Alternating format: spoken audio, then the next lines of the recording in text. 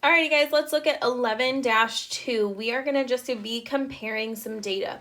So this is not going to be as much math as more just analyzing what's kind of happening in the problem and making some conclusions from what we notice and observe in that data. So this first example says the price of paintings sold at 2 galleries in the last month are shown on this little easel below. Stacy and Diego both have paintings they want to sell.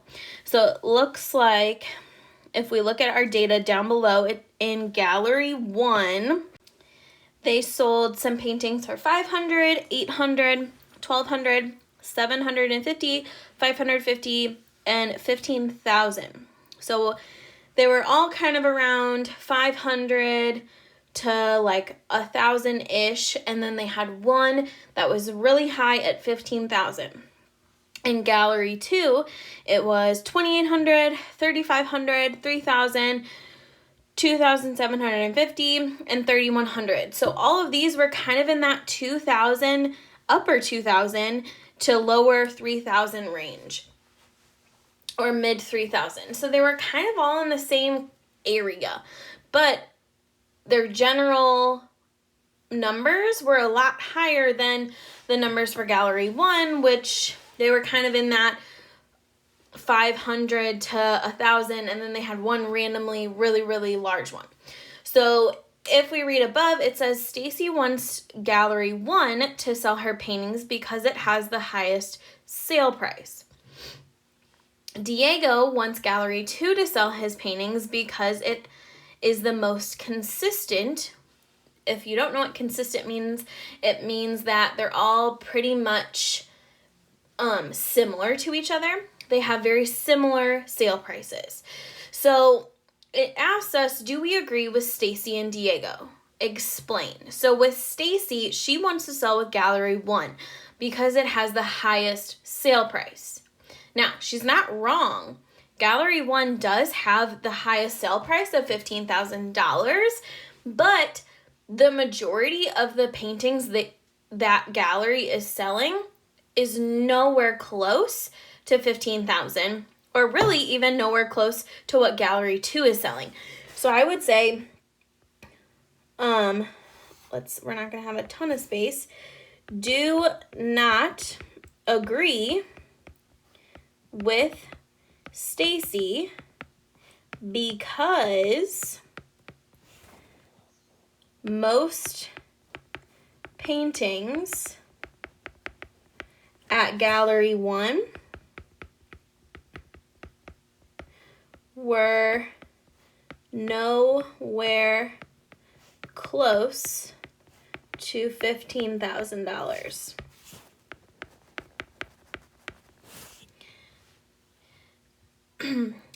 And then let's see if we agree with Diego. Diego wants Gallery 2 to sell his paintings because it has the most consistent sale prices, or most of their sale prices are all in that same area.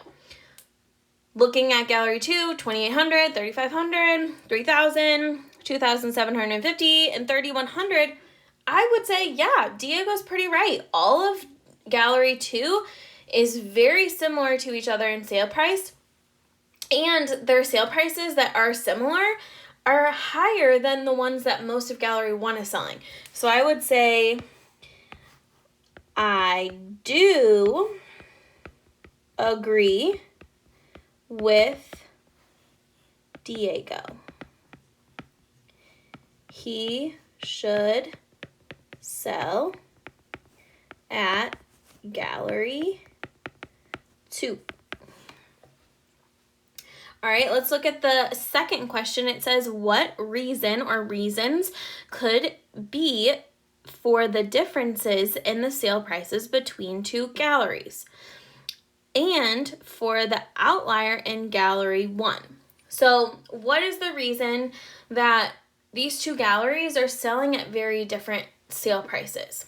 We could come up with a million different reasons, but let's just brainstorm of why they could be different sale prices.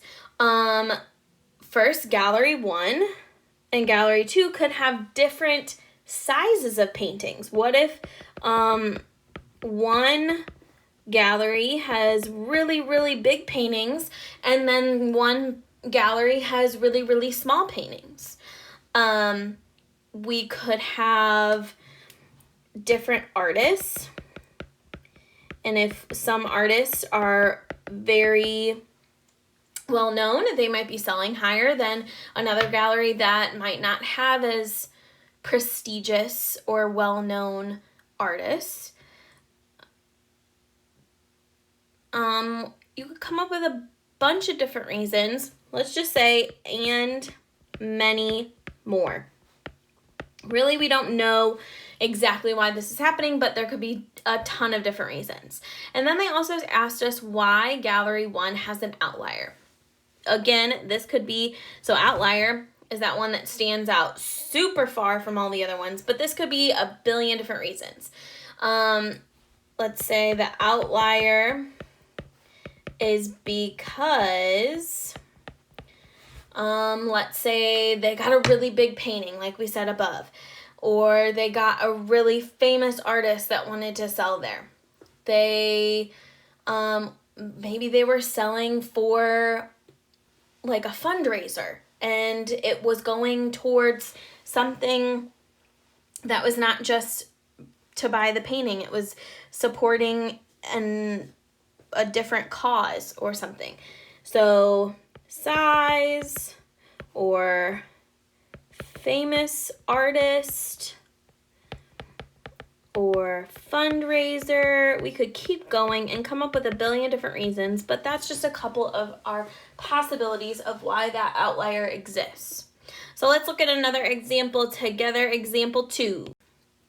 So example 2 says, Sam has narrowed down his car search to 2 different types of cars. So for example, like we could be looking at Ford and a Honda, a Mazda and a Ferrari. We're looking at 2 different types of cars.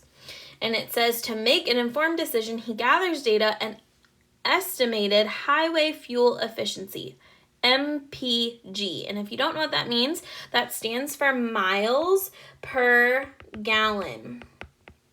And miles per gallon is basically how, so you go to the gas station and you put gas in your car.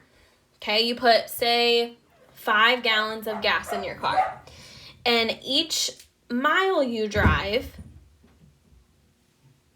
makes a difference on how much so different cars don't take the same amount of gas for how far they go. Certain cars are more efficient on how much gas they use. So you might see cars that say like eco or hybrid. Those ones may go farther on a certain amount of gas than a different type of car that's not eco or hybrid. So it says the dot plots show the data for each type. And it says down below, if highway fuel efficiency is the most important feature to Sam, which type of car should he purchase? So if we're really focused on getting more miles per 1 gallon of gas, it looks like type 2 is further down, and it's getting us about 35 more to 44. We had one little outlier, 51. So mostly for type 2, they're getting 35 to 44 miles per 1 gallon. And type 1 is getting really kind of in between 33 and really 38 miles per gallon. And we want to go more miles for less gas because gas costs money. So we want to go further. So I would say type 2 is better for fuel efficiency.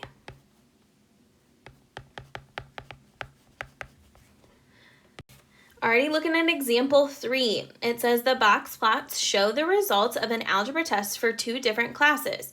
Based on the data shown, which class performed better on the test? Explain using IQR. If you don't remember what that means, that's interquartile range. And the medians, which is in the middle of our data, or our Q2. So if you want to write yourself a note, interquartile range, and that Q2 is your median. So for our first period, in order to find our interquartile range, we have to take our Q3 minus our Q1. So it looks like Q3, they counted by 2, so it would be 92 minus 76. So 92 minus 76. And let's do that in our calculator. And it looks like the range for our box is 16 on that one. And our Q2 for our first period looks like it's right here at 86. So we have an interquartile range of 16 and a median of 86. For sixth period, it looks like our Q3 was right here at 96. So 96 minus our Q1 of 80. So 96 minus 80 is also going to give us a 16. And it looks like our Q2 also falls at 86. So comparing these two using interquartile range and median, even though the boxes are in different spots, those two parts of our data are exactly the same. So if we're basing our results of performance on interquartile range and median, there's no difference. So what I would say is both classes performed very similar. Interquartile range and median, was the same.